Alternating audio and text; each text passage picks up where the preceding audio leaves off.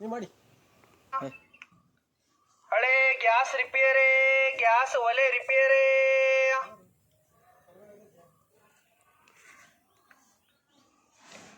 Gas repair, gas geyser repair, cylinder ಒಲೆ repair, gas repair. ನಮಸ್ಕಾರ, ನಾನು ನಾಗರಾಜ್ ಸಿದ್ದರ್ ಶೆಟ್ ಅಂತ. ಈಗಾಗಲೇ ಉತ್ತರ ಕನ್ನಡ ಜಿಲ್ಲೆಯ ಕುಮಟಾ ತಾಲೂಕಿನಿಂದ ಈಗಾಗಲೇ ನಾವು ಹೊನ್ನಾವರ ಭಾಗಕ್ಕೆ ಬಂದಿದ್ದೀವಿ. ಈಗಾಗಲೇ ನಿಮ್ಮದು ಹೆಸರೇನಂತ ತಾವು ಹೇಳ್ತೀರಾ? ಸಾಗರ್ ಶಿಂದೆ. ಸಾಗರ್ ಸಿಂಧತಿ. ಮೂಲತಃ ಎಲ್ಲಿ ಅವರು? ನಮ್ಮ ಧಾರವಾಡ. ಧಾರವಾಡ ಯಾವ ಹಳ್ಳಿನ? ಇಲ್ಲ ಪಟ್ಟಣ? ಸಿಟಿ ಮೇನ್ ಸಿಟಿಯಲ್ಲಿ ಆಗುತ್ತಾ ಅದು? ಇದು ನಿಮ್ಗೆ ಇದು ನೀವು ಸ್ಟೋವ್ ರಿಪೇರಿಯನ್ನ ಮಾಡ್ತೀರಲ್ವಾ, ಅದ್ರ ಬಗ್ಗೆ ನಿಮ್ಗೆ ಈ ಕೆಲಸದಲ್ಲಿ ಆಸಕ್ತಿ ಹೆಂಗ್ ಬಂತು, ಒಲವು ಹೆಂಗ್ ಬಂತು ಈ ಕೆಲಸದಲ್ಲಿ? ಸರ್, ಇದು ನಮ್ಮ ಅಪ್ಪರಿಗಿಂದ ಮೊದಲೇ ಮಾಡ್ತೀವ್ರ. ತಂದೆರು ಮಾಡ್ತೀವ್ರ. ತಂದರಿಂದ ನಾ ಕಲ್ತೀನಿ. ನೀವು ಕುಲಕಸಬು. ಈಗ ನೋಡಿ, ಈಗ ಗ್ಯಾಸ್ ರಿಪೇರಿ ಎಲ್ಲ ಮಾಡೋರೆಲ್ಲ ಒಂದು ಬೆಂಕಿ ಅನಾಹುತಗಳೆಲ್ಲ ಸಂಭವಿಸ್ತದೆ. ಆದ್ರೆ ಇದು ಒಂದು ಈಗಿನ ಕಾಲದಲ್ಲಿ ಈ ತರ ನೀವೊಂದು ಸ್ಟೋವ್ ರಿಪೇರಿಯನ್ನ ಮಾಡುವಂಥದ್ದು ನಮ್ಗೆ ಬಹಳ ಖುಷಿಯನ್ನ ತರ್ತಾ ಇದೆ. ಯಾಕಂತ ಕೇಳಿದ್ರೆ ಇದರಿಂದ ಅನಾಹುತಗಳು ಆಗುವಂಥದ್ದು ಬಹಳ ಕಡಿಮೆ, ಹೌದಾ? ಆ ಒಂದು ನಿಟ್ಟಿನಲ್ಲಿ ಈಗ ಮುಂದಿನ ದಿನಗಳಲ್ಲಿ ನಿಮಗೆ ಹೆಚ್ಚಿನದಾಗಿ ಜನರಿಗೆ ಏನು ನಮ್ಮ ಈ ಹೊನ್ನಾವರ ಭಾಗದಲ್ಲಿ ಮೂಲತಃ ಎಲ್ಲಿ ಮಾಡ್ತಾ ಇದ್ದೀರಿ ಆಲ್ರೆಡಿ? ಅಂದ್ರೆ ಹೊನ್ನಾವರದಲ್ಲಿ ಈಗ ಸ್ಟ್ಯಾಂಡಿಂಗ್ ಇದ್ದೀರಾ? ಸ್ಟ್ಯಾಂಡಿಂಗ್. ಎಷ್ಟು ವರ್ಷದಿಂದ ಕಾಯಂ ನಿಲ್ಲಿಸಿದ್ರೆ? 2009ರಲ್ಲಿ ಬಂದಿದ್ದಾನೆ. 9ರಲ್ಲಿ ಬಂದಿರೋದು. ನಿಮ್ಗೆ ಹೆಚ್ಚುವರಿಯಾಗಿ ಪ್ರತಿಯೊಬ್ಬರು ಮನೆಗೆ ಹೋಗ್ಬಿಟ್ಟು ಈ ಒಂದು ಸೇವೆಯನ್ನ ಕೊಡ್ತಾ ಇದ್ದೀರಿ. ಆದ್ರೆ ನೀವು ಹೆಚ್ಚುವರಿಯಾಗಿ ಈ ಒಂದು ಕಾಯಕವನ್ನ ದೊಡ್ಡ ಮಟ್ಟದಲ್ಲಿ ಬೆಳೆಸುವಂತ ಆಸಕ್ತಿ ಏನಾದ್ರು ಹೊಂದಿದ್ದೀರಾ? ಮತ್ತೆ ನಿಮ್ಗೆ ನೀವು ಸೀನಿಯರಿಟಿಯಲ್ಲಿ ನಿಮ್ಮ ಇದರಲ್ಲಿ ನಿಮ್ಮ ಕೆಲಸದವರು ಇಟ್ಕೊಳ್ಳುವಂತ ಯಾವ್ದಾದ್ರು ಕೆಲಸವನ್ನು ಈ ಕೆಲಸದವ್ರು ಕೆಲಸ ಮಾಡ್ತಾ ಇದ್ದಾರಾ ನಿಮ್ಮ ಇದರಲ್ಲಿ? ಎಷ್ಟು ಜನ ಮಾಡ್ತಾ ಇದ್ದಾರೆ? ಸರ್, ಟೋಟಲ್ 4 ಜನ ಇದ್ದಾರೆ. 4 ಜನ ಇದ್ದಾರೆ. ಮತ್ತು ಮುಂದಿನ ದಿನಗಳಲ್ಲಿ ನಿಮ್ಗೆ ಇದ್ರ ಬಗ್ಗೆನೂ ಮತ್ತೆ ಹೆಚ್ಚುವರಿಯಾಗಿ ನಾವು ಈ ಒಂದು ಕಾಯಕವನ್ನು ಬೆಳೆಸಬೇಕಂತ ನಿಮ್ದು ಸಾರ್ವಜನಿಕರಿಗೆ ಇದ್ರ ಬಗ್ಗೆ ನೀವು ಏನು ಹೇಳಕ್ ಇಷ್ಟಪಡ್ತೀರಿ? ಸಾರ್ವಜನಿಕರಿಗೆ ನಿಮ್ಗೆ ಹೇಳಿಕೆ ಮುಖಾಂತರ ಒಂದೆರಡು ಹೇಳಿಕೆಯನ್ನ ತಿಳಿಸ್ತೀರಾ? ನಿಮ್ಗೆ ಇದ್ರ ಬಗ್ಗೆ ಆಸಕ್ತಿ ಹೆಂಗ್ ಬಂತು, ನೀವು ಸೇವೆ ಹೆಂಗೆ, ಮತ್ತೇನಂದ್ರೆ ನಿಮ್ದು ಇಲ್ಲಿ ಜೀವನ ಏನಂದ್ರೆ ಇದರಿಂದ ಈ ಒಂದು ಕಸುಬಿನಿಂದ ಏನೇನನ್ನ ಮಾಡಿದ್ದೀರಿ ನೀವು ಸಾಧನೆಗಳು? ಮತ್ತೆ ನಿಮ್ಮ ಮನೆ ಕಟ್ಟೋದ್ರಿಂದ ಹಿಡಿದಾಗಿರ್ಬೋದು, ಮತ್ತೆ ನಿಮ್ಮ ಸಂಸಾರ ನಡಿಬೇಕಲ್ವಾ? ನಿಮ್ಮದು ಮದುವೆ ಎಲ್ಲ ಆಗಿದ್ಯಾ ನಿಮ್ದು?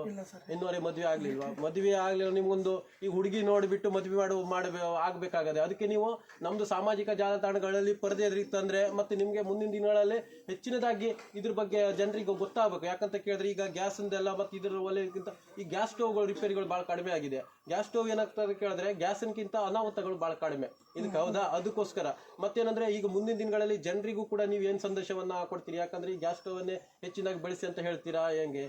ಗ್ಯಾಸ್ ಯೂಸ್ ಮಾಡ್ಬೋದು ಸರ್, ಅದ್ರ ಒಂದು ಕಂಡೀಷನ್ ಇರ್ತೈತೆ.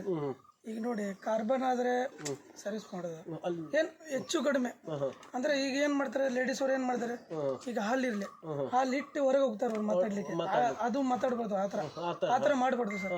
ಯಾಕಂದ್ರೆ ಸರ್ ಅದರಿಂದ ಸ್ವಲ್ಪ ಡ್ಯಾಮೇಜ್ ಇರ್ತೈತೆ, ಸ್ಪೋರ್ಟ್ ಆಗೋಕ್ ಚಾನ್ಸಸ್ ಇರ್ತೈತೆ ಸರ್. ಎಲ್ಲ ಹಾಲು ಸುಟ್ಟಿರ್ಲಿ ಏನಿರ್ಲಿ ಎಲ್ಲ ಬ್ಲಾಕೇಜ್ ಆಗ್ಲಿ ಅದ್ರಲ್ಲಿ ಪೂರಾ ಹೋಗಿ ವಾಲ್ ಒಳಗೆ ಹೋಗ್ಬಿಡ್ತೈತೆ. ವಾಲಿಂದ ನಿಮ್ಗೆ ಸ್ಟಾರ್ಟ್ ಪ್ರಾಬ್ಲಮ್ ಆಗ್ತೈತೆ. ಕಾರ್ಬನ್ ಇರ್ಲಿ ಲೀಕೇಜ್ ಇರ್ಲಿ ಎಲ್ಲ ಅದರಿಂದ ಸ್ಟಾರ್ಟ್ ಆಗ್ತದೆ ಮೇನ್ ಸರ್. ಈಗ ಮತ್ತೆ ನಿಮ್ಗೆ ಏನಂದ್ರೆ ಈ ಗ್ಯಾಸ್ ಒಳ್ಳೆದಾಗಿರ್ಬೋದು, ಈ ಕಂಪನಿ ಮುಖಾಂತರ ನೇರವಾಗಿ ಗುಣಮಟ್ಟದ ಒಂದೇನಾದ್ರು ಒಂದು ಚೆಕಿಂಗ್ಗಳು ಏನಾದ್ರು ಇರ್ತಾವ? ಸರ್ ಇರ್ತದೆ. ಅವು ನಾವು ಚಲೋ ಅಂದ್ರೆ ಚೆಕಿಂಗ್ ಎಲ್ಲ ಇರ್ತೈತೆ ಸರ್. ಚೆಕಿಂಗ್ ಎಲ್ಲ. ಈಗ ನೀವು ಅಧಿಕಾರಿ ವರ್ಗದವರಿಗೆ ಏನಾದ್ರು, ಈಗ ಅಧಿಕಾರಿ ವರ್ಗದವ್ರು ನೀವು ಪರಿಶೀಲನೆಗಂತ ಬರ್ತಾರೆ ನಿಮ್ಮ ಹತ್ರ, ನೀವು ಯಾವ ರೀತಿಯಲ್ಲಿ ಅವ್ರದ್ದೇನಾದ್ರೂ ಇದು ISI ಒಂದು ಮಾರ್ಕ್ ಇರುವಂತದ್ದೇ ನೀವು ಬಳಸಬೇಕು ಅಂತದೆಲ್ಲ ಅವ್ರದ್ದೆಲ್ಲ ಇದು ಇರ್ತದಲ್ವಾ? ಆ ಒಂದು ಅವರ ಒಂದು ಇವ್ರ ಅನುಮತಿಯ ಮೇರೆಗೆ ನೀವು ನಡ್ಸ್ಕೊ ಬರ್ತಾ ಇದ್ದೀರಾ? ಇಲ್ಲ ಬಿಟ್ರೆ ಅವ್ರು ನಿಮ್ಮಲ್ಲಿ ಕಾನೂನು ರೀತಿ ಕ್ರಮ ತಗೊಳ್ತೀವಿ ಅಂತ ಏನಾದ್ರು ಹೇಳಿದಾರ?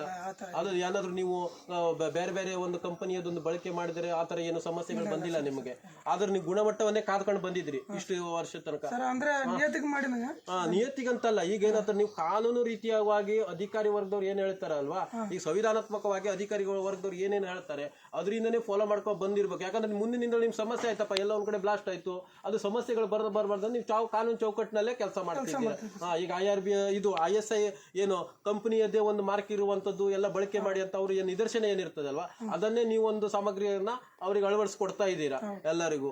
ಆಯ್ತು. ಮತ್ತೆ ನಿಮ್ಗೆ ಇದ್ರ ಬಗ್ಗೆ ಆಸಕ್ತಿ ಬಂದ್ರೆ ನೀವು ಮತ್ತೆ ಏನಾದ್ರು ಒಂದು ಹೇಳಿಕೆಯನ್ನು ಕೊಡೋಕೆ ಇಷ್ಟಪಡ್ತೀರಾ? ಯಾಕಂದ್ರೆ ಹೊನ್ನಾವರ ಜನತೆಯಿಂದ ಆಗಿರ್ಬೋದು, ಈ ಹೊನ್ನಾವರದಿಂದ ಆಗಿರ್ಬೋದು, ಈಗ ನಮ್ಮ ಕುಮಟಾ ಹೊನ್ನಾವರ ಮತ್ತೆ ಇಡೀ ಉತ್ತರ ಕನ್ನಡದಲ್ಲಿ ಸೇವೆ ಕೊಡ್ತಾ ಇದ್ದೀರಾ? ಇಲ್ಲ ಕುಮಟಾ ಹೊನ್ನಾವರದಷ್ಟೇ ಸೀಮಿತ ಆಗಿದೆಯಾ ನಿಮ್ದು? ಹೊನ್ನಾವರ ಮತ್ತೆ ಕೊಡ್ತಾ ಇದ್ದೀರಾ?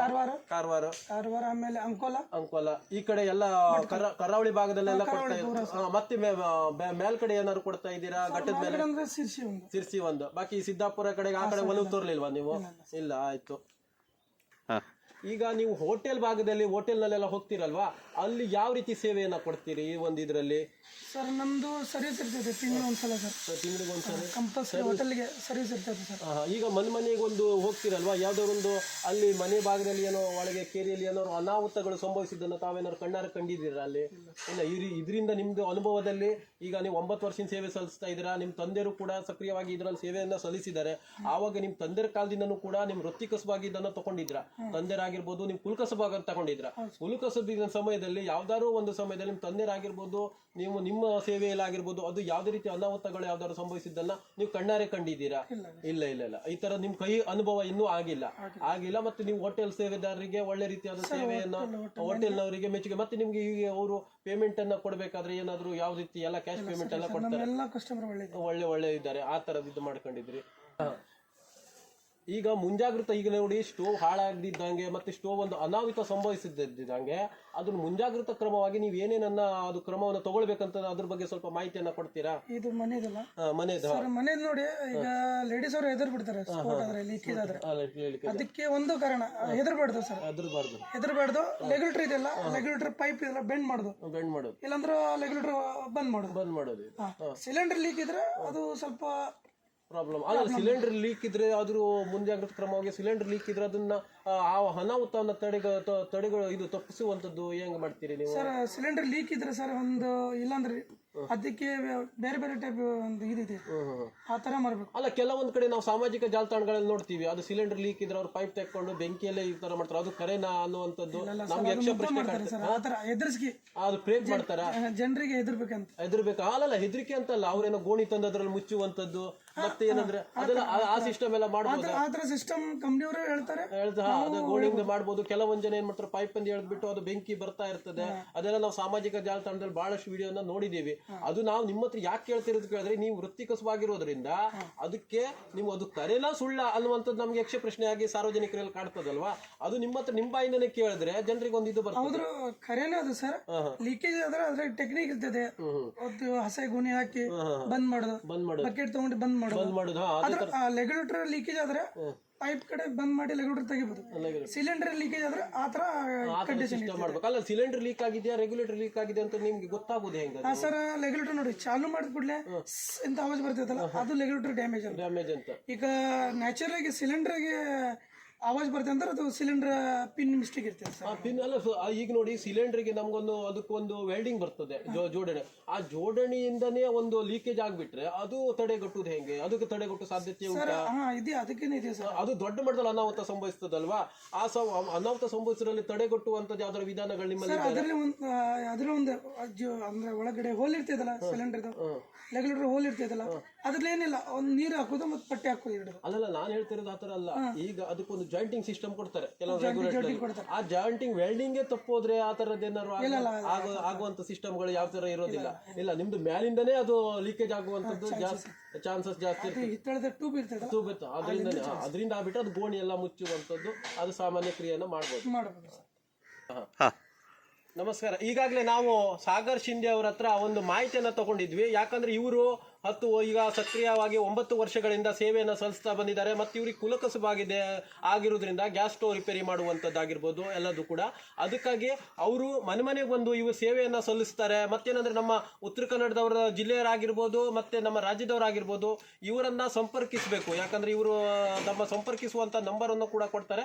ತಮ್ಮ ಮಾಹಿತಿಯನ್ನು ಸ್ವಲ್ಪ ಅವರಿಗೆ ಮಾಧ್ಯಮದವರಿಗೆ ನಿಮ್ಮದು ಒಂದು ಮೊಬೈಲ್ ನಂಬರನ್ನು ಸ್ವಲ್ಪ ಹೇಳ್ತೀರಾ ತಾವು?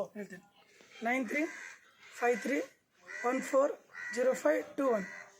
ಈ ಒಂದು ನಂಬರಿಗೆ ಸಂಪರ್ಕವನ್ನು ಮಾಡಬೇಕು. ಮತ್ತೇನಂದ್ರೆ ಇವ್ರ ಹೆಸರು ಸಾಗರ್ ಶಿಂದೆ ಅಂತ.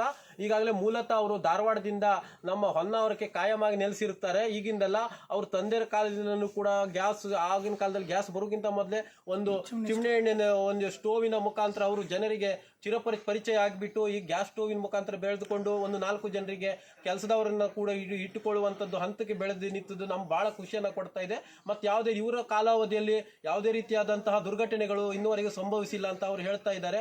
ಅದು ನಮ್ಗೆ ಖುಷಿ ಕೊಡುವಂಥ ವಿಷಯ. ಯಾಕಂದ್ರೆ ಈ ಮಟ್ಟದಲ್ಲಿ ಅವ್ರ ಕಾರ್ಯವನ್ನು ಜನರಿಗೆ ಒಂದು ಸೇವೆಯನ್ನು ಕೊಟ್ಟಿದ್ದಾರೆ. ಅದಕ್ಕೆ ನಾವು ಚಿರಋಣಿಯಾಗಿದ್ದೀವಿ. ಮತ್ತೆ ಮುಂದಿನ ದಿನದಲ್ಲಿ ಇದೇ ರೀತಿಯಾದಂಥ ಸೇವೆಯನ್ನು ಅವರು ಕೊಡಲಿ, ನಮ್ಮ ದೇವರಲ್ಲಿ ನಾವು ಆಶಿಸ್ತೀವಿ. ಯಾಕಂದ್ರೆ ಅವರಿಗೂ ಒಂದು ಕೂಡ 100 ವರ್ಷ ಆಯುಸ್ಸನ್ನು ಕೊಡಲಿ ದೇವರು ಅನ್ನುವಂಥದ್ದು ನಮಗೆ ಮುಂದಿನ ದಿನ ಹೆಚ್ಚಿನದಾಗಿ ಸೇವೆಯನ್ನು ಕೊಡಲಿ ಮತ್ತು ಹೆಚ್ಚಿನದಾಗಿ ಕೆಲಸವರನ್ನು ಇಟ್ಟುಕೊಂಡು ಜನರಿಗೆ ಒಳ್ಳೆ ರೀತಿಯಾದ ಸೇವೆಯನ್ನು ಕೊಡಲಿ ಮತ್ತು ಮುಂದಿನ ದಿನಗಳಲ್ಲಿ ಏನು ಅವರಿಗೆ ಸಂಪರ್ಕ ಮಾಡೋದ್ರಿಂದ ಗುಣಮಟ್ಟದ ಸೇವೆಯನ್ನು ಕೊಡ್ತಾರಂತ ಅವರು ಈಗಾಗಲೇ ಅವರ ಹೆಸರು ಆಗಿರ್ಬೋದು, ಸಂಪರ್ಕಿಸಬೇಕಾದ ನಂಬರನ್ನು ಕೂಡ ಈಗಾಗಲೇ ಕೊಟ್ಟಿದ್ದಾರೆ ಅವರು. ಅದರ ಮುಖಾಂತರ ಸಂಪರ್ಕಿಸಿ ಸಾರ್ವಜನಿಕರು. ಸಿಲಿಂಡರ್ ಒಲೆ repair, gas repair, gas repair ಮಾಡೋದು, ಗ್ಯಾಸ್ ಒಲೆ ರಿಪೇರಿ.